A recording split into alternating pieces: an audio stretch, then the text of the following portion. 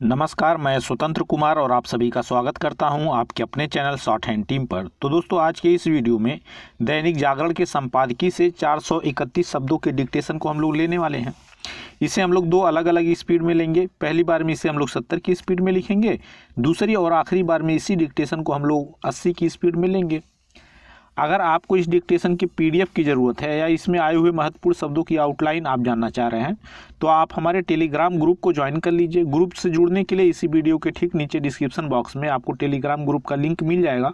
उस पर क्लिक करके ग्रुप से जुड़ सकते हैं। अगर वहाँ से आपको प्रॉब्लम आ रही है तो सीधे आप अपने मोबाइल में टेलीग्राम ऐप को ओपन करें और वहाँ शॉर्ट हैंड टीम सर्च करके भी ग्रुप से जुड़ सकते हैं और पीडीएफ को प्राप्त कर सकते हैं। तो 70 की स्पीड में आपका डिक्टेशन स्टार्ट होगा 5 सेकेंड के बाद। तब तक के लिए आप रेडी रहें।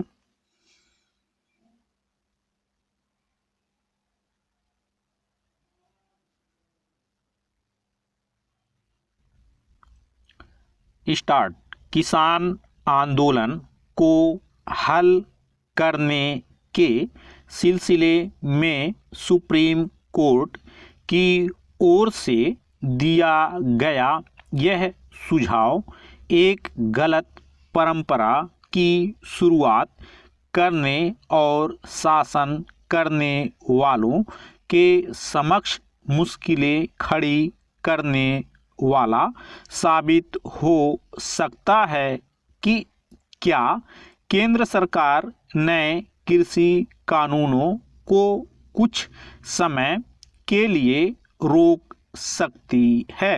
यदि कृषि कानूनों के मामले में इस सुझाव पर अमल हुआ तो भविष्य में किसी भी कानून के क्रियान्वयन को रोकने और यहाँ तक कि पुराने कानूनों को रद्द करने की नौबत आ सकती है, क्योंकि इस प्रकरण का हवाला देकर कोई भी समूह अथवा संगठन सड़कों पर उतर कर वैसी ही जिद पकड़ सकता है जैसी चुनिंदा किसान संगठन कृषि कानूनों को लेकर पकड़े हुए हैं।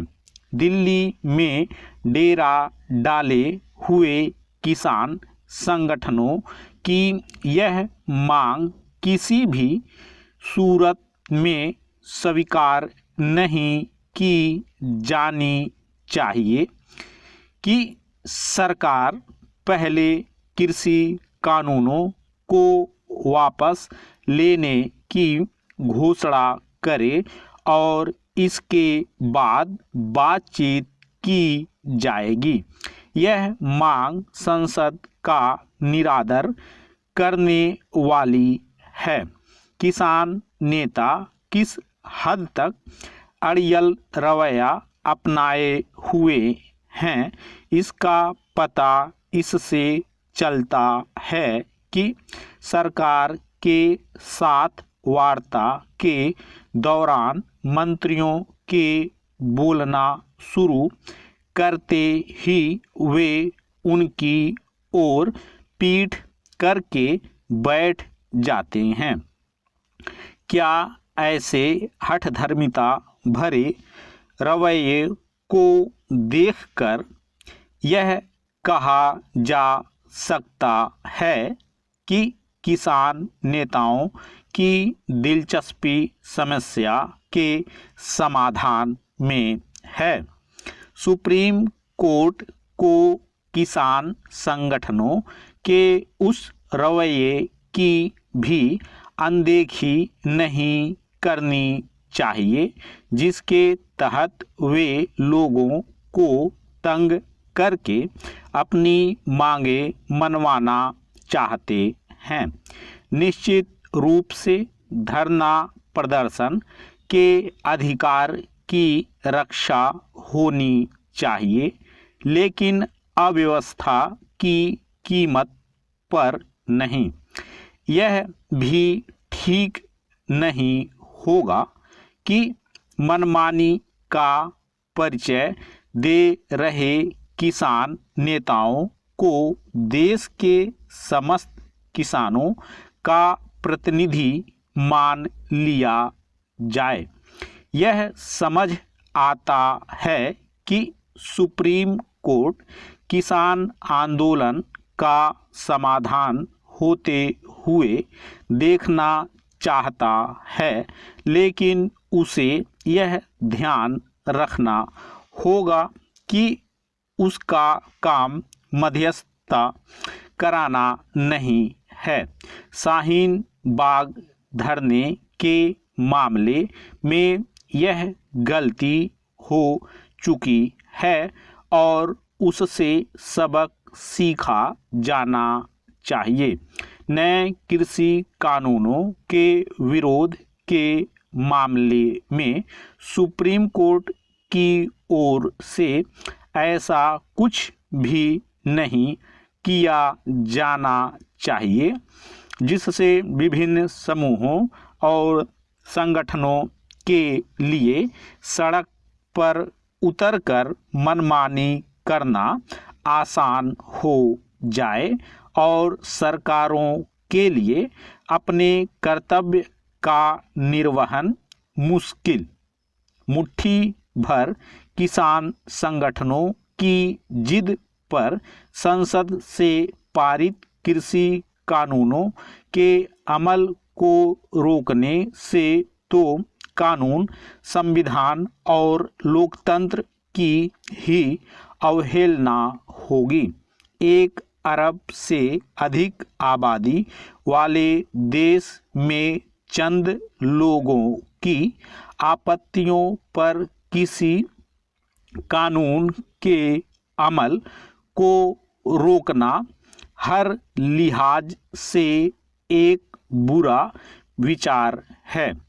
इससे बचा जाना चाहिए। स्टॉप। दोस्तों, इसी डिक्टेशन को दूसरी बार में हम लोग 80 की स्पीड में लेंगे और आपका समय स्टार्ट होगा 5 सेकंड के बाद। तब तक के लिए आप रेडी रहें।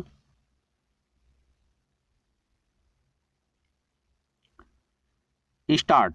किसान आंदोलन को हल करने के सिलसिले में सुप्रीम कोर्ट की ओर से दिया गया यह सुझाव एक गलत परंपरा की शुरुआत करने और शासन करने वालों के समक्ष मुश्किलें खड़ी करने वाला साबित हो सकता है कि क्या केंद्र सरकार नए कृषि कानूनों को कुछ समय के लिए रोक सकती है।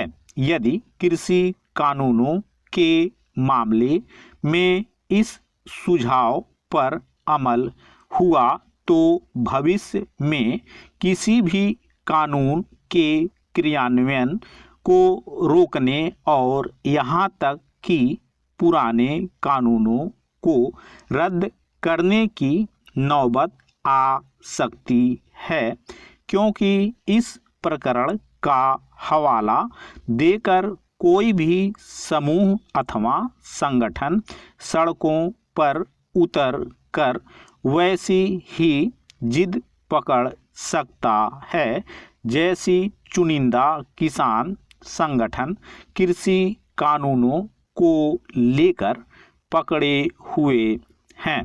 दिल्ली में डेरा डाले हुए किसान संगठनों की यह मांग किसी भी सूरत में स्वीकार नहीं की जानी चाहिए कि सरकार पहले कृषि कानूनों को वापस लेने की घोषणा करे और इसके बाद बातचीत की जाएगी। यह मांग संसद का निरादर करने वाली है। किसान नेता किस हद तक अड़ियल रवैया अपनाए हुए हैं, इसका पता इससे चलता है कि सरकार के साथ वार्ता के दौरान मंत्रियों के बोलना शुरू करते ही वे उनकी ओर पीठ करके बैठ जाते हैं। क्या ऐसे हठधर्मिता भरे रवैये को देखकर यह कहा जा सकता है कि किसान नेताओं की दिलचस्पी समस्या के समाधान में है? सुप्रीम कोर्ट को किसान संगठनों के उस रवैये की भी अनदेखी नहीं करनी चाहिए जिसके तहत वे लोगों को तंग करके अपनी मांगे मनवाना चाहते हैं। निश्चित रूप से धरना प्रदर्शन के अधिकार की रक्षा होनी चाहिए, लेकिन अव्यवस्था की कीमत पर नहीं। यह भी ठीक नहीं होगा कि मनमानी का परिचय दे रहे किसान नेताओं को देश के समस्त किसानों का प्रतिनिधि मान लिया जाए। यह समझ आता है कि सुप्रीम कोर्ट किसान आंदोलन का समाधान होते हुए देखना चाहता है, लेकिन उसे यह ध्यान रखना होगा कि उसका काम मध्यस्थता कराना नहीं है। शाहीन बाग धरने के मामले में यह गलती हो चुकी है और उससे सबक सीखा जाना चाहिए। नए कृषि कानूनों के विरोध के मामले में सुप्रीम कोर्ट की ओर से ऐसा कुछ भी नहीं किया जाना चाहिए जिससे विभिन्न समूहों और संगठनों के लिए सड़क पर उतरकर मनमानी करना आसान हो जाए और सरकारों के लिए अपने कर्तव्य का निर्वहन मुश्किल। मुट्ठी भर किसान संगठनों की जिद पर संसद से पारित कृषि कानूनों के अमल को रोकने से तो कानून, संविधान और लोकतंत्र की ही अवहेलना होगी। 1 अरब से अधिक आबादी वाले देश में चंद लोगों की आपत्तियों पर किसी कानून के अमल को रोकना हर लिहाज से एक बुरा विचार है। इससे बचा जाना चाहिए। स्टॉप। तो दोस्तों, इस तरह से आज का वीडियो हम लोगों का कंप्लीट हुआ। मेरा प्रयास अगर आपको अच्छा लगा तो कृपया इस वीडियो को लाइक शेयर जरूर कर दिया करें। चैनल पर नए हैं तो चैनल को सब्सक्राइब करके जस्ट बगल में आपको बेल आइकन मिलेगा, उसे भी प्रेस कर दें ताकि मेरे लेटेस्ट वीडियोज आपको समय समय पर मिलते रहें और आप घर बैठे संकेत लिपि को सीख सकें। धन्यवाद।